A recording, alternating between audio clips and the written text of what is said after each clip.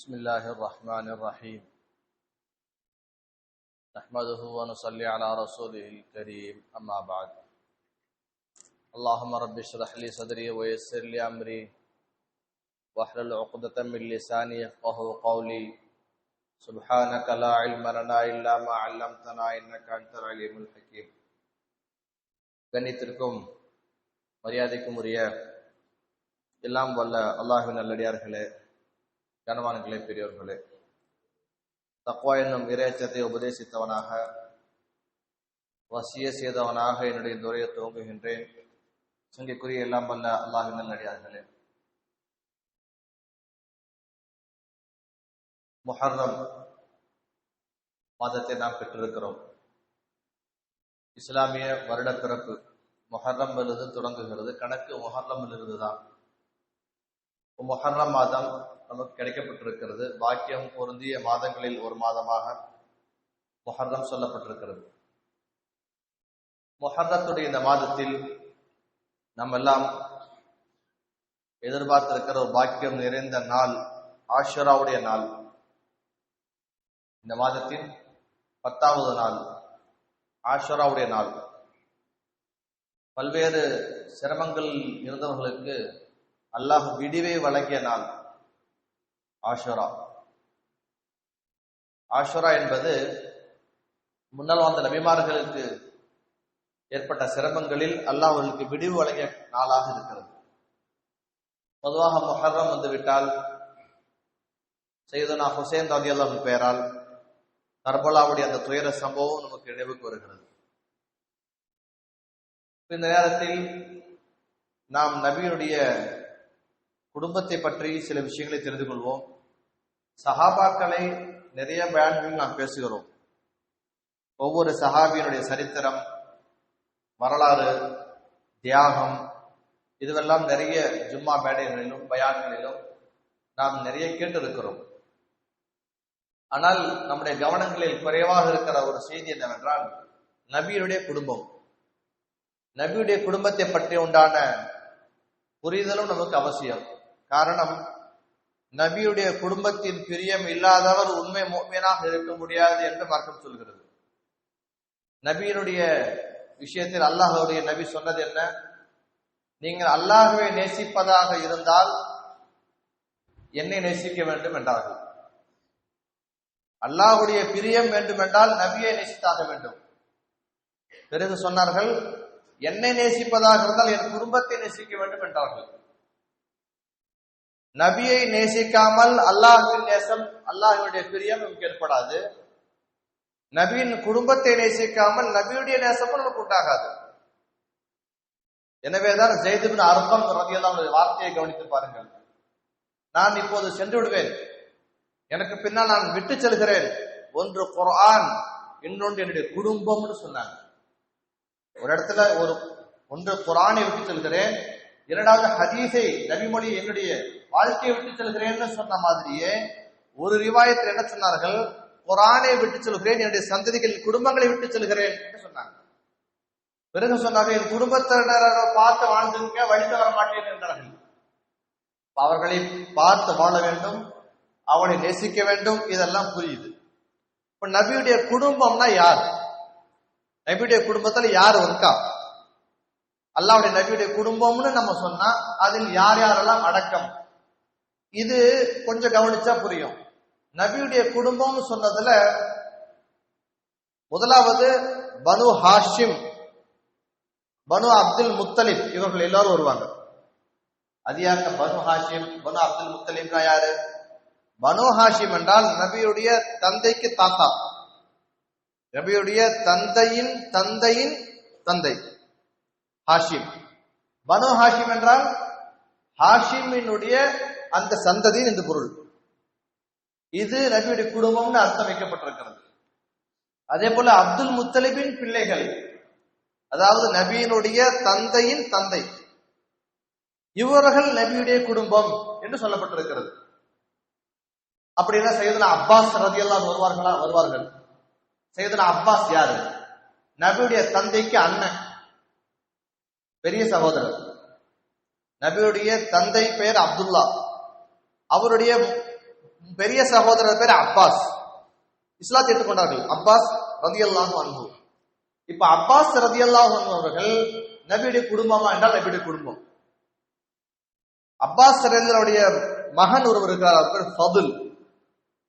அவர் பேர் ஃபதுல், ஃபதுல் இப்னு அப்பாஸ். ஜகாத் வசூல் பண்ணக்கூடிய வழக்கம் அன்னைக்கு இருந்துச்சு. கூட்டு ஜகாத் விநியோக முறை.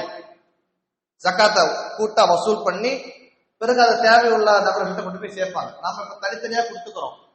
அன்னைக்கு அப்படி தனித்தனியா கொடுக்கிற வளமையில சேர்த்து கூட்டாக வசூல் செய்து கூட்டு ஜகாத் விநியோகம்னு ஒரு முறை சிஸ்டம் இருந்தது. இந்த சட்டம் என்னன்னா, ஜகாத்தை வசூல் செய்கிறவர்கள் அரசாங்கத்தால் நியமிக்கப்பட்ட அதிகாரிகளா இருப்பாங்க, பொறுப்பாளர்கள் வச்சுக்கலாம். அவங்களுக்கு சேலரி சம்பளம் கொடுக்கணும். அவங்களுக்கு சம்பளம் என்ன, மார்க்க என்ன சொல்றதுன்னா, ஜகாத்தை வசூல் பண்ற டியூட்டியை பார்க்கக்கூடிய இவங்களுக்கு ஜகாத்தை வசூல் பண்ணி வந்த தொகையிலிருந்து கொஞ்சம் கொடுத்துட்டா போதும், அது அவங்களுடைய சம்பளம். இப்போ ஃபதுல் இப்னு அப்பாஸ், அப்பாஸ் ரலியல்லாஹு அன்ஹுடைய மகன் ஃபதுல், அவரு ஜகாத் வசூல் பண்ணக்கூடிய டியூட்டிக்கு வர்றார், பொறுப்புக்கு வருகிறார். இப்போ வசூல் பண்ணக்கூடிய பொறுப்பு வந்து ஜகாத் எல்லாம் வசூல் ஆயிடுச்சு.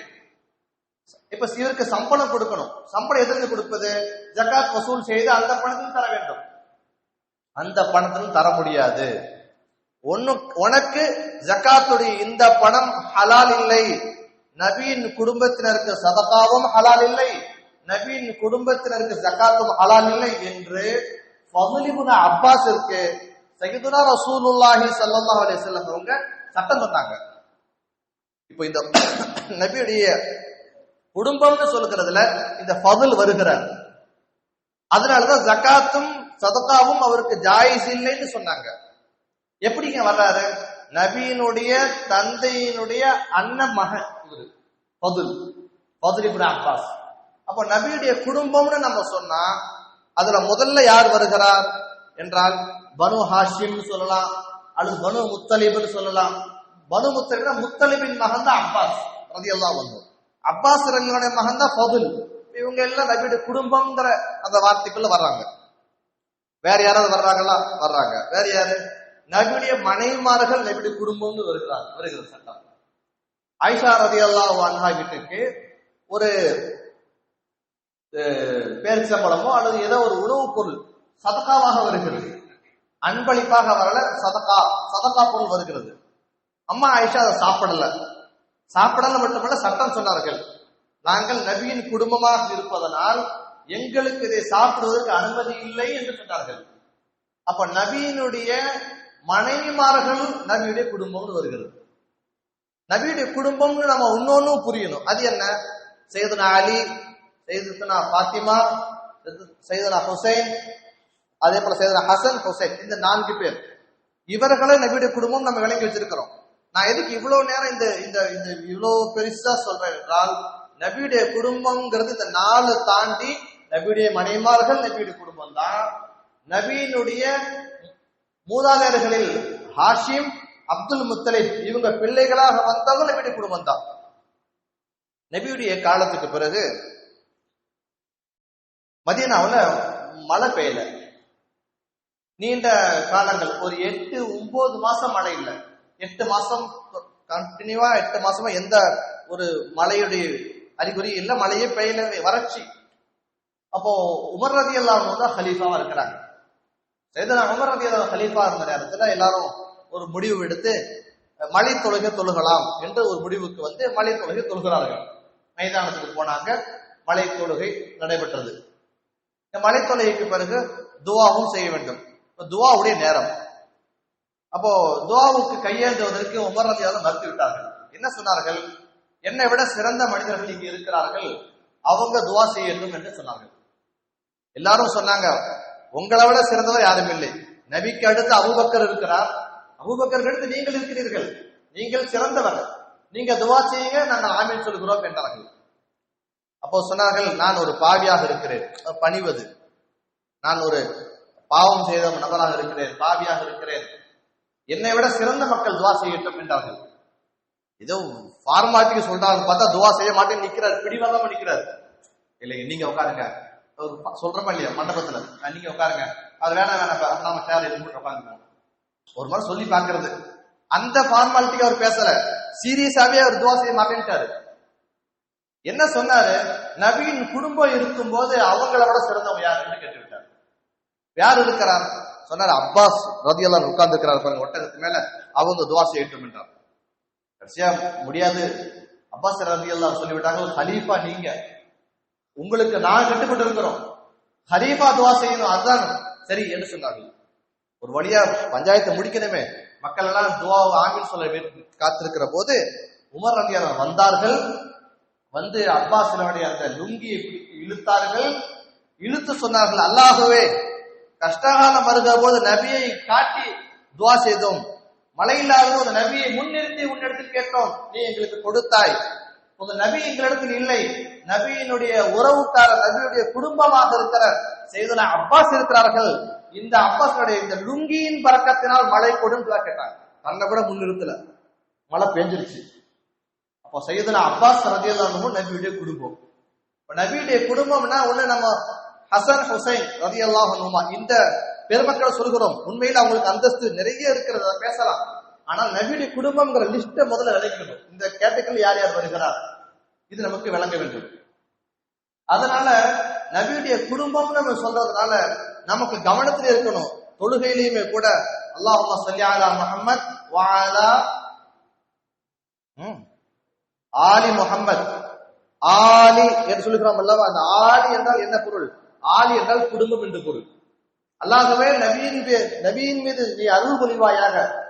அல்லாஹும்ம ஸல்லி அலா முஹம்மத், அல்லாஹும்ம ஸல்லி அலா சய்யிதனா முஹம்மத் வ அலா ஆலி முஹம்மத்.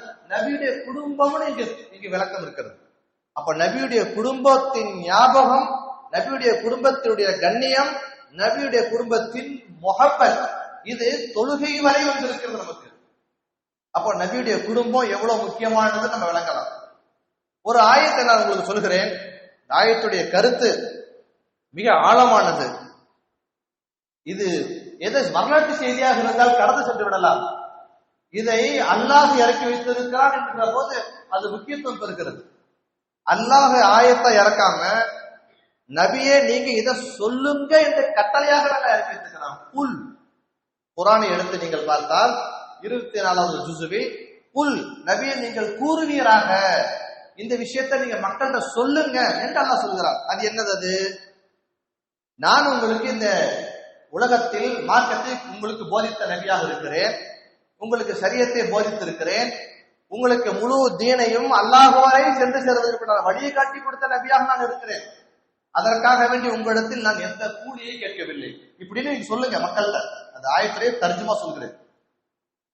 உங்களிடத்தில் இந்த பணியை செய்வதற்காக வேண்டி மார்க்கத்தை இவ்வளவு கஷ்டப்பட்டு, மக்காவின் கஷ்டம், ஒரு மதீனாவுடைய ஹிஜ்ரத், பிறகு பத்ர், உஹத், இதெல்லாம் சிரமங்கள் பட்டு கற்களை எல்லாம் கட்டி சிரமங்களையெல்லாம் நான் பெற்று இந்த மார்க்கத்தை உங்கள்கிட்ட வந்து கொடுத்துட்டேன். இதுக்கு என்னமாவது கூலி நீங்க தரணும் இல்லையா? அப்படி எந்த கூலியும் நான் உங்கள்கிட்ட கேட்கவில்லை. குல் லா அஸ்அலுக்கும் அலைஹி அஜ்ரா, நீங்கெல்லாம் இதுக்கு எந்த கூலி தர வேண்டாம். இது யாரை பார்த்து சொன்ன வார்த்தை? நம்மை பார்த்து நீங்கள் சொல்லுங்கள் என்று அல்லாஹ் நபிக்கு சொன்ன வார்த்தை. நீங்கள் இந்த மார்க்கத்தை உங்களுக்கு நான் கொடுத்ததற்காக எனக்கு கூலி தரையும் தர வேண்டாம். இல்லல் மவத்தத ஃபில் குர்பா, என் குடும்பத்தை மட்டும் அன்போக வைத்துக் கொள்ளுங்கள், அது வேணா நான் கூலியா எடுத்துக் கொள்கிறேன். எவ்வளவு ஒரு வார்த்தையை கவனித்து பாருங்கள். கூலின்னு நீங்க எதுவும் தர வேண்டாம். நம்மை பார்த்து சொன்னார்கள். உலக முஸ்லிம்களுக்கு குர்ஆன் சொன்னது, அல்லாஹ் நபி சொன்னதா சொல்லுங்கள் என்று அல்லாஹ் சொன்னது. நபி மார்க்கத்தை எத்தி வைத்ததற்காக வேண்டி எந்த கூலியும் சன்மானம் நீங்கள் தர வேண்டாம். ஆனால் இல்லல் மவத்தத ஃபில் குர்பா, என்னுடைய இந்த உறவுகள், என்னுடைய குடும்பத்தினரை நீங்கள் நேசித்துக் கொள்ளுங்கள், இதுவே எனக்கு போதும்னு சொன்னாங்க. இது வசனமாகவே குர்ஆனில் இருக்கிறது. அப்போ நபியினுடைய குடும்பத்தின் பிரியம் என்பது, நபியினுடைய குடும்பத்தினுடைய கண்ணியம் என்பது, அவர்களை நாம் முஹப்பத் செய்வது என்பது நபி நமக்கு சொல்லித் தந்தது மட்டுமல்ல, அல்லாஹ் கட்டளையாக இறக்கி வைத்தது. ஆகையினால இந்த புரிதல், இந்த ஆயத்தின் புரிதல் நமக்கு வந்துடும் என்றால் நபியின் குடும்பம் நமக்கு நேசத்திற்குரிய ஒன்றாக ஆகிவிடும். சையதுனா அப்பாஸ் ரலியல்லாஹு அன்ஹுமா அவங்க கிட்ட சையதுனா உமர் அவங்க வந்தாங்க.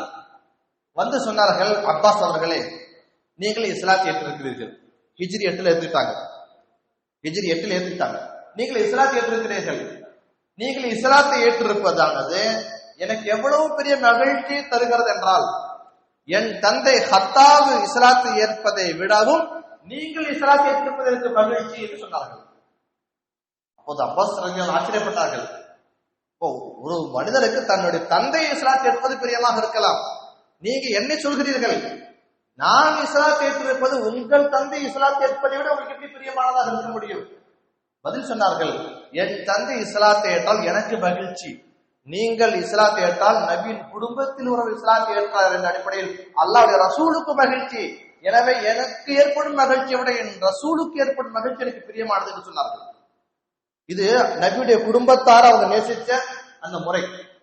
இதுல பிரத்யேகமாக சொல்வதாக இருந்தால் சையதுனா அலி இருக்கிறார்கள், சையதத்துனா பாத்திமா இருக்கிறார்கள், ஹசன் ஹுசைன் இவர்கள் எல்லாம் இருக்கிறார்கள். அடுத்து உங்களுக்குள்ள வரலாம். இதெல்லாம் மற்ற விஷயங்களையும் நாம் சொன்னோம். மனைவிமார்களை பற்றி சொன்னோம். பிறகு அந்த பனு ஹாஷிம் பனு முத்தலிபை பற்றி சொன்னோம். ஃபதுல் இப்னு அப்பாஸுடைய சம்பவத்தை எல்லாம் சொன்னோம். இப்போ இதுல கடைசியாக நாம் விளங்க வேண்டியது இந்த 4 பேர், சையதுனா அலி, சையதத்துனா பாத்திமா, அடுத்து ஹசன் ஹுசைன். இந்த ஹசன் ஹுசைன் ரலியல்லாஹு அன்ஹு இவங்க நபியுடைய காலத்தில் சின்ன குழந்தைகளாக இருந்தார்கள். நபியுடைய வஃபாத் நேரத்தில் 8 வயசு 5 வயசு இந்த வயசு உள்ளவர்களாக தான் இருந்தார்கள். பாத்திமா நாயகியும் சின்ன வயசு தான். ஏன்னா பாத்திமா நாயகி நபியுடைய வஃபாத்துக்கு பிறகு சிறிது காலத்தில் வஃபாத் ஆகிறார்கள், சில மாதங்களில் வஃபாத் ஆகிறார்கள். அன்னை பாத்திமா வஃபாத் ஆகிற போது வயசு 28 வயசுல வஃபாத் ஆகிறார்கள். 28 வயசுல வஃபாத்துன்னு நம்ம சொன்னாலுமே கூட சொர்க்கத்து பெண்களுக்கு தலைவிகள் அந்தஸ்தோட வஃபாத் ஆயிட்டாங்க. அதனால அந்த வாழ்க்கை காலம் சிறியது, சாதித்த சாதனைகளும் செய்த தியாகங்களும் ரொம்ப பெருசு. அதெல்லாம் பாத்திமா நாயகிக்கு இவ்வளவு பெரிய அந்தஸ்து நபி சொல்லிவிட்டு போனார்கள். உலக சொர்க்கத்து பெண்களுக்கு தலைவி சொன்னாங்க. எங்கேயாவது சஃபருக்கு போவதா இருந்தால் பிரயாணத்தை முடித்து நேர மஸ்ஜிதுக்கு வந்து விட்டு 2 ரக்காத் தொழுது விட்டு எந்த மனைவி வீட்டுக்கு போக மாட்டார்கள், முதலில் பாத்திமாவை பார்ப்பார்கள். பாத்திமா நாயகி மேல நபிக்கு அவ்வளவு பிரியம் இருந்தது. என்னுடைய ஈரல் கொலை என்றார்கள் பாத்திமா நாயகி பற்றி. இப்ப அவங்க நபியுடைய குடும்பத்தில் ரொம்ப நெருங்கின வட்டத்துக்குள்ள வர்றாங்க. எவ்வளவு நெருங்கின வட்டம் என்றால், பாங்க சொல்லுகிற நேரம் சூரியன் சந்திர ஓட்டங்களை கவனித்து வக்து வந்துருச்சாங்கிறதெல்லாம் பார்த்து பாங்க சொல்லணும். இது முறை. இது சையதுனா பிலால் அவங்களுக்கு இருந்த டியூட்டி, பொறுப்பு, வேலை. இகாமத் சொல்வதற்கு என்ன நேரம்? இகாமத்திற்கு நாம இப்ப வச்சிருக்கிற மாதிரி 15 நிமிஷம் 20 நிமிஷம் இடைவெளி விட்டு இகாமத் சொல்றோம், அப்படி சிஸ்டம் இல்ல. இகாமத்திற்கு என்ன தர்த்தீப் என்றால், நபி வந்து விட்டால் இகாமத் சொல்ல வேண்டும். நபி வரும் வரை அமைதியா உட்கார்ந்து இருப்பாங்க, பார்த்துக்கிட்டே உட்கார்ந்துருப்பாங்க. ஃபஜ்ருடைய நேரத்துல நபி அவர்கள் வந்து விட்டார்கள், இன்னும் பிலால் வரவில்லை. பாங்கு சொல்லியாச்சு, பாங்கு சொல்லப்பட்டு விட்டது. ஆனால் பாங்குக்கு பிறகு இகாமத்திற்கு பார்த்தா நபி வந்து உட்கார்ந்துட்டாங்க, இன்னும் பிலால் என்ன வரவில்லை. நபி அவங்களுக்கு வேற யாரையாவது இகாமத்து விட்டு சொல்ல தொழுக ஆரம்பிக்கிறதுக்கு மனசும் இல்லை. அமைதியா உட்கார்ந்து பிலால் வரட்டுங்க, இங்க போயிருப்பாரு போல, வெளியே ஒழுசிய போயிருப்பாரு, அல்லது இப்படித்தானே சொல்லுவோம், இந்த இஸ்திஞ்சாக்கு போயிருப்பாரு, இப்படி நம்ம நினைச்சுக்கிற மாதிரி நினைத்தால் என்னவோ தெரியவில்லை. அமைதியா உட்கார்ந்து விட்டார்கள். பிலால் அவர்கள் வரவில்லை, இகாமத் சொல்லப்படவில்லை. நேரம் ஆகிக்கிட்டே இருக்குது. கடைசி நேரம் ஆயிடுச்சு, வந்துட்டாங்க. சையதுனா பிலால் அவர்கள் வந்தார்கள், இகாமத் சொன்னார்கள். தொழுகை ஃபஜ்ர் நடந்தது, தொழுகை முடிந்தது. தொழுகை முடிந்ததுக்கு பிறகு இப்போ சையதுனா பிலால் எல்லாம் கூப்பிட்டாங்க. என்ன அர்த்தம் இருக்கு இப்படின்னா? என்ன அர்த்தம்? ஏன் லேட்டு? அது அர்த்தம். அப்படின்னாங்க. சொன்னார்கள், நான் கொஞ்சம் வேலையா பாங்குக்கு பிறகு சின்ன வேலை வெளியே போனேன். வருகிற போது நான் ஏற்கனவே சொல்லியிருந்தேன், நபியினுடைய மஸ்ஜிதில் போன வாரம் சொல்லியிருந்தேன், நபியுடைய மஸ்ஜிதில் அந்த உட்பள்ளி வாசல்ல இருக்கக்கூடிய 7 தூண்களில் 7வது தூண் ரவுலாவோடு இணைந்திருக்கிறது. அந்த தூணுக்கு பின்பக்கமாக தான் பாத்திமாவுடைய வீடு இருந்தது. நம்ம போன வாரம் அதை விளக்கமா சொல்லியிருந்தோம், மேப் போட்ட மாதிரி புரிய வச்சிருந்தோம். அப்ப நான் வருகிற போது பாத்திமாவுடைய வீட்டை கடந்து வந்தேன். வருகிற போது அந்த வீட்டுல குழந்தைங்க அழுகு சுத்தம் கேட்டுது. சின்ன குழந்தைங்க அழுகுது. சின்ன குழந்தைங்க அழுகிறதே, அதனால எனக்கு மனசு ஒப்பல, கடந்து வரல. உள்ள அழுக சத்தம், வெளியில இருந்து சத்தம், என்னமா சிரமம் அப்படின்னு. உள்ள பார்த்து நான் தஹஜ்ஜுக்கு பிறகு ஃபஜ்ர் தொழுகைக்கு முன்னர் அந்த ஒட்டகங்களுக்கு போட வேண்டிய தீவனத்துக்கு தேவையான அந்த மாவை தயார் பண்ணிட்டு இருக்கிறாங்க.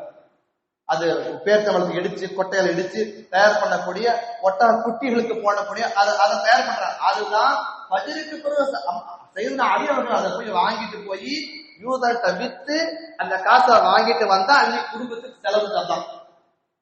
ஏன்னா வீட்டுல வேலை செய்யறாங்க, செஞ்சு ப்ராடக்ட் ரெடி பண்ணி கொடுத்தா பஜருக்கு பிறகு கணவர் வருவார், அதை பண்ணி யூதர்கிட்ட சேல் பண்ணுவாரு, சேல் பண்ண பிறகு ஒரு காசு கிடைக்கும், அந்த காசுல உணவு வாங்கி வருவார். அந்த உணவு தான் என் குடும்பத்துக்கு. இன்றைய நாளின் உணவுக்கான தயாரிப்பு எவ்வளவு சிரமம் பாருங்க. மிக்சி இருந்திருக்காதுங்களா? மிக்சி எல்லாம் இல்லைங்க. கிரைண்டர்லாம் இல்லைங்க. இன்னைக்கு மிக்சி இருக்கிறது, கிரைண்டர் அது கூட போயிடுச்சு. அம்மி காலம்லாம் போய் மிக்சி காலம், கிரைண்டர் காலம் எல்லாம் போயிடுச்சு. இப்ப ஸ்விக்கி காலமும் ஜொமேட்டோ காலம் வந்துருச்சு.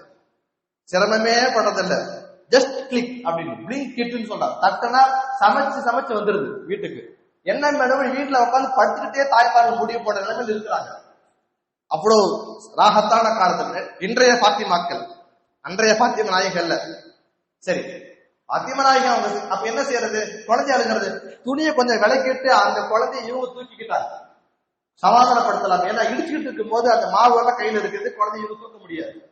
விழால தூக்குனாங்க இல்லையோ, குழந்தைங்க வேகமா ஆரம்பிச்சுட்டாங்க. இந்த குழந்தைங்களை அழுகு நிறுத்துற பக்குவம் பெண்களுக்கே உரித்தாங்க, ஆண்கள் முடியாது. அதெல்லாம் நாம தூக்க போனாலும் வீட்டுக்கார மாதிரி நீங்க தூக்காதீங்க, அடிச்சிருவீங்க.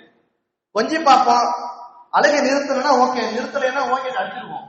ஏன்னா நமக்கு பொறுமை பத்தாது. அதனால வீட்டுக்காரங்களே பெருமா பெண்கள் சொல்லிவிடுவார்கள், குழந்தைய நீங்க தூக்காதீங்க, உங்களை பார்த்தா எச்சா கத்தும். அந்த குழந்தைக்கு தாய் தூக்கினாதான் அதுக்கு ஆறுதல். அப்போ விலங்குங்க அழுகிறது, என்ன செய்யறது? இவங்க சமாதானப்படுத்தவும் தெரியல, தடுமாறுறாங்க. என்ன செய்யறது, என்ன சொல்வது? உள்ள இருந்து பாத்தீங்களா சொன்னார்கள், நீங்க வேணா மாவாட்டுங்க, குழந்தைய அப்படி சொல்ல முடியுமா? கண்ணியம் அல்லவா? அப்போ விழாவும் வேலை செய்யுங்கன்னு சொல்ல முடியாது. அதனால என்ன இப்படி ஜாலியா சொன்னாங்க, குழந்தைய தாய் தூக்குனால்தாங்க அழுகல் இருக்கும் என்று சத்தம் வந்தது. குழந்தைய வச்சுட்டு நீங்க அந்த பக்கம் போங்க, நான் மாவாட்டிக்கிறேன் என்று சொல்லிவிட்டு அந்த கடைசி நிமிட வேலைகளை முடிச்சு கொடுத்துட்டு நான் வந்தேன், அதனால எக்காமத்துக்கு சொல்வதற்கு வர லேட் ஆகிட்டு சொன்னாங்க. செய்தி அவங்க சொல்லிக்கிட்டே இருந்தாங்க. கீழே குனிஞ்சு பொதுவா முகத்தை பார்க்கிற தைரியம் அல்லது அந்த அந்த அந்த ஒரு சகாபாக்கத்து இல்ல. அபூபக்கர் உமர் இந்த இருவர் மட்டும்தான் நபி முகத்தை பார்த்து பேசுவாங்க. மத்த எந்த தோழர்களாக தான் நபி முன்னாடி குனிஞ்சுதான் நிற்பாங்க. அதனாலதான் அவங்களுக்கு நபியுடைய முகத்துல முடியல எத்தனை வெள்ள முடி இதெல்லாம் சொல்ல தெரியல அவங்களுக்கு. ஏன்னா முகத்தை பார்த்து பேசுகிற அளவுக்கு பேதம் ஆயிடுமோன்னு பயந்தாங்க. அதனால பிலால் ரலியல்லாஹு சொல்லவே வேண்டாம், குனிஞ்சுக்கிட்டே சொன்னாங்க. சொல்லி முடிச்சுட்டு பார்த்தா நபியுடைய முகத்துல இருந்து அழுத அந்த தண்ணீர், அந்த மகளுடைய கஷ்டம் சொல்லப்படுது இல்லையா, தன்னுடைய மகளுடைய கஷ்டத்தை நினைச்சு இவ்வளவு வறுமை கேட்டிருந்தா அல்லாஹ் தந்திருக்க மாட்டானா? கேட்டிருந்தா அல்லாஹ் கொடுத்திருப்பாங்க. உஹதை தங்கமாக்க தரேன்னு சொல்ற ரப்புக்கு பாத்திமா இதை கஷ்டத்தை போக்க தெரிஞ்சிருக்காதா என்ன? ஆனாலும் அவ்வளவு சிரமம் இருந்தது. ஆனால் அல்லாஹ்வுடைய நபியுடைய குடும்பம் அந்த சிரமத்தில் இருந்தாலுமே கூட அவங்க தீனுடைய வாழ்க்கையை வாழ்ந்த முறை எப்படி இருந்தது என்றால், 28 வயசுல வஃபாத்தானாங்க. வஃபாத்தானது என்னவோ கம்மியான வயசு, சொர்க்கத்து பெண்களுக்கு தலைவன் ஆயிட்டாங்க. இந்த தியாகங்களை நம்ம வீட்டு பாத்திமா, கதீஜா, ஆயிஷா, சல்மா எல்லாம் படிக்க வேண்டும். இது பாத்திமா எடுத்து சென்று கொண்டோம். அடுத்த பிள்ளைகள், அவங்க பிள்ளைங்க சையதனா ஹுசைன், ஹசன், சையதனா ஹுசைன், இந்த 2 பிள்ளைங்க. இந்த 2 பிள்ளைகள் மேல நபியுடைய பிரியமும் எவ்வளவு இருந்தது, சஹாபாக்கள் பிரியம் எவ்வளவு இருந்தது நீங்க பாருங்க. ஒரு சந்தர்ப்பத்துல ஹசன் ரலியல்லாஹு தெருவில் விளையாடிட்டு இருக்காங்க. அபூபக்கர் ரலியல்லாஹு அந்த பக்கமா போகிற போது ஹசனை தூக்கிக்கிட்டாங்க. ரலியல்லாஹு தூக்கிக்கிட்டாங்க. பஜாருக்கு போற வேலை தூக்கி இப்படி தோல் புஜத்துல வச்சுக்கிட்டாங்க. பொதுவா அரபுகளுக்கு இன்னைக்கு அந்த பழக்கம் இருக்கு. நீங்க தவாப்ல பாத்தீங்கன்னா குழந்தைய தூக்கி தோல் புஜத்துல வச்சுக்கிட்டு தவாப் பண்ணுவாங்க. அது நம்ம பகுதிகள்ல கொஞ்சம் கம்மியா தான் இருக்கு. குழந்தைய தூக்கி தோல் புஜத்துல வச்சுக்கிட்டு விளையாடுறது, ஏதாவது வேலை செய்யும் போது குழந்தைக்கு அதுக்கு சேஃப் ஜோன், அது ஏறி உட்காந்துக்கும். அந்த மாதிரி உட்கார வைத்துக் கொண்டு அவங்க போனாங்க. போகிற போது சொன்னார்கள், உன்னுடைய தந்தையின் சாயல் அப்படியே இருக்கிறது என்று சொன்னாங்க. அலி எல்லாம் கூட எதுல வந்தாங்க சொன்னாங்க, உன் தந்தை நான் சொல்றது இவரல்ல உங்க தாத்தா அப்படின்னு. அவங்க நானா என்று சொன்னார்கள். அலி எல்லாரும் சிரித்து விட்டார்கள். நான் ஒன்னும் தப்பாலாம் எடுத்துக்கல என்று சொன்னார்கள். வரலாற்று சொல்கிறார்கள், ஹசன் ஹுசைன் இந்த 2 பேரும் எப்படி இருந்தாங்க என்றால், உங்களுக்கு நீங்கள் செய்தி கேள்விப்பட்டிருப்பீர்கள், கழுத்துக்கு மேல, இந்த கழுத்து இங்கு தொண்டைக்குழி, இந்த கழுத்துக்கு மேல அப்படியே ஹசனுடைய முகம் நபியுடைய முகம் அச்சஸ் அப்படி இருக்கும். நபியுடைய முக ஜாடை, காது, மூக்கு, கண்ணு, நெத்தி, வாய், உதடு, இந்த தாடை, இந்த கண்ணம் எல்லாம் எப்படி இருந்ததோ அப்படியே இருக்கும் கழுத்துக்கு மேல. டெட் டு டெட் விளந்த பிறகு பார்த்தால் அப்படியே நபியின் ஜாடை இருந்துச்சு. சையதனா ஹுசைன் ரலியல்லாஹு கழுத்துக்கு கீழே கை காலுடைய நீட்டம், கால் அசைவு, நடந்த நடை, இந்த கை காலுடைய அந்த அந்த அமைப்பு முறை, இது எல்லாம் அப்படியே நபி மாதிரி இருந்தது. எனவே கழுத்துக்கு மேல ஹசன் ரலியல்லாஹு நபியை போன்று இருந்தார்கள். கழுத்துக்கு கீழ் உள்ள தோற்றத்துல சையதுனா ஹுசைன் நபி அலைஹிஸ்ஸலாத்து வஸலாம் போல இருந்தாங்க. இந்த 2 பிள்ளைங்க இவர்களுக்கு நபி அவர்கள் வாக்கு சொன்னார்கள். கைகளை பிடிச்சிட்டு சொன்னாங்க, அல்லாஹ்வே இந்த 2 பிள்ளைகளை நான் நேசிக்கிறேன், நீ நேசிப்பாயாக என்று உன்னிடத்தில் நான் பிரார்த்திக்கிறேன். பிறகு சொன்னார்கள், இந்த 2 பிள்ளைகளை யார் நேசிப்பார்களோ கியாமத் அவர்களையும் நீ நேசிப்பாயாக என்று துஆ செய்தாங்க. இந்த 2 பிள்ளைகளுடைய நேசம் நமக்கு தேவையான புரிஞ்சுக்க முடியுது. நபி அவங்களுக்கும் அந்த பிள்ளைகளுக்குமான அந்த தொடர்பு, அந்த 2 குழந்தைகள் அவங்க பேர பிள்ளைகள் எவ்வளவு தொடர்பு இருந்தது ஆச்சரியமாக இருக்கிறது. குத்பா ஓதிட்டு இருந்தாங்க. குத்பா, ஜும்மாடு குத்பா எப்படி இருக்கும்? நபியோட ஜும்மாடு குத்பா என்றால் ஆர்வமாக சஹாபாக்கள் கண்ணி செக்காமல் கவனித்துக் கொண்டிருக்கிற அப்படியே அந்த ஒரு அமைதி நிலை, சைலண்டா இருக்குமா இல்லையா? அப்படி குத்பா செய்து கொண்டிருக்கிற போது திடீரென்று குத்பாவுடைய மெம்பர்ஸ் இறங்கினார்கள், நடந்து நேரம் போயிட்டாங்க. பயான் பண்ணிட்டு இப்போ நான் பேசிட்டு இருக்கேன், நீங்க எல்லாம் பாக்குறீங்க, நான் அப்படியே நடந்து போனா என்ன பண்ணுவீங்களா? ஏன்னா அது இருக்காச்சு கேட்பீங்களா இல்லையா? அப்படி ஏதாவது ஒரு இமாம் இறங்கி போனா என்ன ஆகும்? நபி அவங்க குத்பாவிலிருந்து இறங்கி போனார்கள், நேரா போனா அங்க போனாங்க. சையதுனா ஹசன் ஹுசைன் அவங்க 2 குழந்தைகளும் பள்ளிவாசலுக்குள்ள வர்றாங்க. ட்ரெஸ் கொஞ்சம் நீளமா இருக்கு, நடக்கத்துல ததக்கா புதக்கான்னு சொல்றோமா இல்லையா? கால் மாட்டிக்கிச்சு, கால் எடுக்க தெரியல. 2 பிள்ளைங்களையும் தூக்கி எடுத்துக்கிட்டு வந்து அவங்களை கூட்டிட்டு வந்து குத்பா மெம்பரில் ஒரு பக்கம் வலது பக்கம் ஒருவரையும் இடது பக்கம் ஒருவரையும் உட்கார வச்சுட்டு அப்புறம் அப்படியே குத்பா தொடர்ந்தாங்க. சஹாபாக்கள் அப்படியே எதுவும் என்ன பேசுறது, எதுவும் பேசல, அமைதியா இருந்தாங்க. அப்போ ஒண்ணு சொன்னாங்க, அல்லாஹ் சொல்றது என்னது உண்மையா தான்ப்பா இருக்குது, இன்னமும் அம்வாலுக்கும் அவுலாதுக்கும் ஃபித்னா ஸதகல்லாஹுல் அஸீம் அப்படின்னாங்க. உங்க சொத்துக்களும் உங்க பிள்ளைகளும் உங்களுக்கு ஃபித்னா அல்லாஹ் சொல்றான் பாரு, அதுல நான் கூட மாட்டிக்கிட்டேன், பாசம் யாரை விட்டுச்சு என்று சொன்னாங்க. அது சொல்லி பிள்ளைகள் பாசம்ங்கிறது பேர பிள்ளைங்க பாசம்ங்கிறது பேத்தி பாசம் யாரை விட்டுச்சு, நான் கூட மாட்டிக்கிட்டேன், அல்லாஹ் சொல்றது உண்மைதான் என்று சொன்னார்கள். இது அந்த பிள்ளைகளுக்கும் நபிக்குமான அந்த நெருக்கமான தொடர்பு. உமராவுக்கு கிளம்பிட்டாங்க, அல்லாஹ்வுடைய நபி உமராவுக்கு கிளம்பிட்டாங்க. கிளம்பி கட்டி எஹ்ராம்ல உமரா மூடு எப்படி இருக்கும், ஹஜ்ஜுடைய மூடு எப்படி இருக்கும்? எஹ்ராம் கட்டியாச்சு, தல்பியா ஓதி அவர் முழுக்க முழுக்க அல்லாஹ்வுடைய ஞாபகம் மக்காவுடைய ஞாபகம் தானே இருக்கும். இப்போ உமராவுக்கு கிளம்பியாச்சு, எஹ்ராம் கட்டியாச்சு. இப்ப கிளம்பின நேரத்துல திடீரென்று அழுகை சத்தம் கேட்குது. அழுகு நபி பதறினார்கள், வேகமா போயிட்டாங்க, கூட்டத்துக்கு கிளம்பி நேரத்துக்கு போயிட்டாங்க. பின்னாடியே போனார் சையதுனா அபூ ஹுரைரா ரலியல்லாஹு அன்ஹு. எங்க போறாங்க பார்ப்பதற்காக போனா, அப்ப நபி எங்க போறீங்க சொன்னாங்க. ஹசனும் ஹுசைன் சவுண்ட் அழுகிற மாதிரி கேக்குதுப்பா. இது எங்க உமராவின் சபைக்கு முன்னால் இருந்த நபிக்கு பேரப்புள்ள அழுகுறாங்கன்னு டக்கு போயிட்டாங்க. போய் கேட்டாங்க, என்னமா என்ன விஷயம்? பாத்திமாட்ட மகள்கிட்ட கேட்டாங்க. இல்ல வீட்டுல தண்ணி இல்ல குடிக்கிறதுக்கு, இது சரித்திரமா பேசணும். அல்லாஹ்வுடைய நபியுடைய வீட்டுல குடிக்கிறது தண்ணி இல்லை, குடிக்கிறதுனா அத்தியாவசியம், அரை டம்ளர் தண்ணி தாகத்துக்கு அதுவும் இல்ல, இதுதான் தியாகம்ங்கிறது. அதனாலதான் அந்த குடும்பத்தை நேசிக்கணும்னு சொல்றோம். இந்த பிள்ளைகளை இந்த கஷ்டத்துல வளர்ந்தாங்க. அதனாலதான் சொர்க்கத்து வாலிபர்களுக்கு இந்த தலைவர்கள் சையதா ஷபாபி அஹ்லல் ஜன்னா, சொர்க்கத்துக்கு போகிற எல்லா வாலிபர்களுக்கும் அவங்க தான் தலைவர். தண்ணி இல்ல இது ஏப்பா தண்ணி இருக்கு, தண்ணி வச்சிருக்கீங்களா? அந்த நேரம் சஹாபாக்களுக்கு யாருக்கும் தண்ணி அவைலபிள் இல்லை. அபூ ஹுரைரா தண்ணி இருக்கா அவங்ககிட்ட? அந்த தோல் துருத்தி மாதிரி வச்சிருப்பாங்க, திறந்து பார்த்தா இல்ல, தண்ணி இல்லை, எம்டி, எல்லாத்தையும் எம்டி. குழந்தை அழுகுது. நபி அவர்கள் குழந்தை ஹசனை எடுத்தார்கள், தன்னுடைய உதட்டோடு உதடாய் வைத்தார்கள். உமிழ் நீரை கொண்டு அந்த குழந்தையினுடைய அழுகு நின்றுச்சு. வச்சுட்டாங்க. இந்த பக்கம் உசேனை கூட வாங்கினாங்க, மடி மேல வச்சாங்க. பிறகு தன்னுடைய உமிழ் நீரை உதட்டோடு உதட்டாய் உமிழ் நீரை கொடுத்தார்கள். உசேன் அழுகை நின்றது, கொடுத்துட்டாங்க. உமராவுடைய சஃபர் அப்போ கூட நபி அவங்களுடைய உள்ளத்துல ஹசன் ஹுசைன் இவங்களுடைய அந்த நினைவு இருந்துட்டே இருந்துச்சு. இப்ப நபியுடைய காலம் முழுக்க இருந்தது. அதனால அல்லாஹ் ஆயத்தை இறக்கி வைத்தான், இல்லல் மவத்தத ஃபில் குர்பா. அல்லாஹ்வுடைய நபி அவர்களே, நீங்க உம்மத்துல சொல்லிருங்க, நான் உங்களுக்கு தீனை கொடுத்ததுக்காக வேண்டி நீங்க எனக்கு கூலியாக எதுவும் தர வேண்டாம், என் குடும்பத்தை நேசித்துக் கொள்ளுங்கள்னு மட்டும் சொல்லிருங்க என்று சொல்லிவிட்டு போனார்கள். அதனால நபியுடைய குடும்பம் மிக நேசத்திற்குரிய குடும்பம். ஒரு சந்தர்ப்பத்துல சபையில் உட்கார்ந்து இருந்தாங்க, உட்கார்ந்து சஹீஹ் முஸ்லிம்ல ரிவாயத்து, அமர்ந்திருந்தார்கள். சையதுனா அலி அவங்க வந்தாங்க, மருமகன் வராரு, இங்க வா கூப்பிட்டாங்க. போர்வை போத்துருந்தாங்க, போர்வைக்கு உள்ள உட்கார வச்சுக்கிட்டாங்க. உட்கார வச்சுக்கிட்டு அப்படியே இருந்தாங்க. அந்த பக்கமா ஃபாத்திமா நாயகி போறதை பார்த்தேன், நீயும் வா அப்படின்னாங்க.